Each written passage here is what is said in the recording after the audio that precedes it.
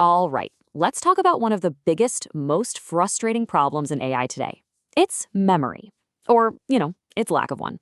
We're going to dive into a super clever new loophole that could give it a practically infinite memory. So here's a question that sounds simple, right? Why can't you just give an AI a whole book and ask it what happens? We have these incredibly powerful models that can code and write and create art, but ask them to summarize a novel and they just can't. What's going on? Well, it all comes down to this thing called the context window. The easiest way to think about it is like the AI's short-term memory. It's the little mental workspace it has. And if the information you're giving it is bigger than that workspace, it just can't hold it all in its head. It starts forgetting the beginning by the time it gets to the end. But that's not even the whole story. Here's the real killer.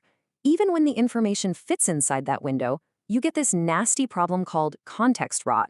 Basically, the more stuff you cram in there, the dumber the AI gets. It's like it gets lost in the noise, trying to find the one important detail in a sea of text. And take a look at this. This graph is context rot in real time. You're looking at a top-of-the-line AI, and as the amount of text it has to handle goes up, its accuracy just falls off a cliff. It's a total nosedive. The more you ask it to remember, the worse it gets. So yeah, this is a huge deal. This isn't just some small bug. It's a fundamental roadblock that stops AI from tackling really big, complex problems that require understanding enormous amounts of information. And hey, don't just take my word for it. The very same MIT researchers behind this new solution spell it out right here. They say that even the most powerful models we have, the so-called frontier models, get worse and fast as the text gets longer. Okay, so if we can't solve this by just trying to stuff more and more information into the AI, what's the move? Well, the answer is to stop trying to give the AI a bigger brain and instead give it much, much better tools. This is the big idea, the huge mental shift. A normal AI today is like a researcher with a tiny little desk who's trying to pile every single book from the library onto it. It's a disaster, right? They can't find anything. This new approach, though, it gives that same researcher a library card. The desk stays small and manageable, but now they can just go fetch the exact book or even the exact page they need, right when they need it. And this whole library card strategy, it has a name. It's called the Recursive Language Model, or RLM. And honestly, it completely changes the game. So what is it exactly?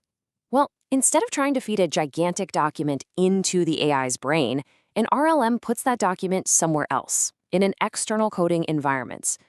The AI can then write its own little computer programs to interact with the text.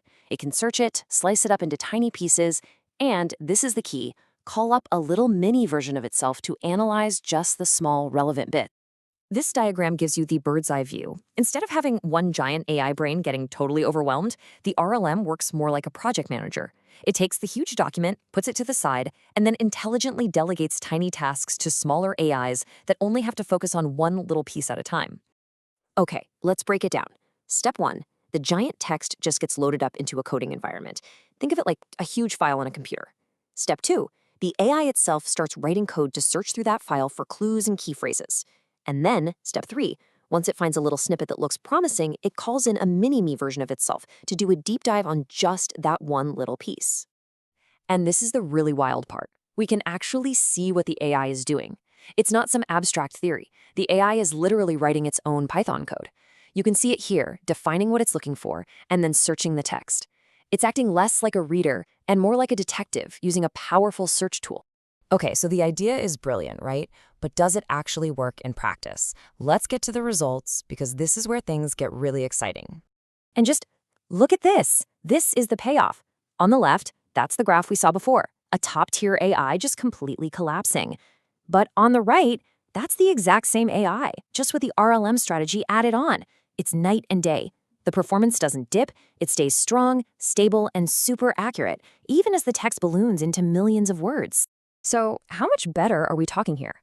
With this method, an AI can handle texts that are up to 2 orders of magnitude. That's 100 times longer than what its normal memory can handle. It's not just a little better, it's a colossal leap forward. This table is just incredible. Look at the very complex task. The normal base model scores less than 1%. It's completely lost. The RLM-powered one, 58%. It goes from total abject failure to being genuinely useful. And on a massive task, the base model couldn't even run the thing, while the RLM version scored over 91%. Now, you're probably thinking this has to be insanely expensive to run, right? But here's the kicker. It's not. In fact, because the AI is smart about it, it's not reading the whole document over and over, it's just looking up specific parts. The average cost is actually cheaper than other methods, and it gives you way better results. So what does this all add up to? Well, this isn't just a small step forward. This is a breakthrough that opens up totally new kinds of problems that we can finally throw at AI. I mean, really think about it. We're talking about an AI that can analyze a company's entire code base to find bugs. An AI that can read a whole series of books and understand how characters develop. It could sift through millions of legal documents, or even have a perfect, long-term memory of every conversation it's ever had with you. It's staggering. So, if you take just one thing away today, it should be this. We're watching AI get an upgrade. It's moving from being a tool with a really bad short-term memory to a system that can reason across entire libraries of information. The tiny desk is gone. The AI now has the keys to the whole building. And that leaves us with a final, really big thought. For so long, we've been held back by what we could squeeze into the AI's tiny memory. So now that AI basically has a library card and the library is infinite, what are the truly massive, world-changing problems we're finally going to ask it to solve?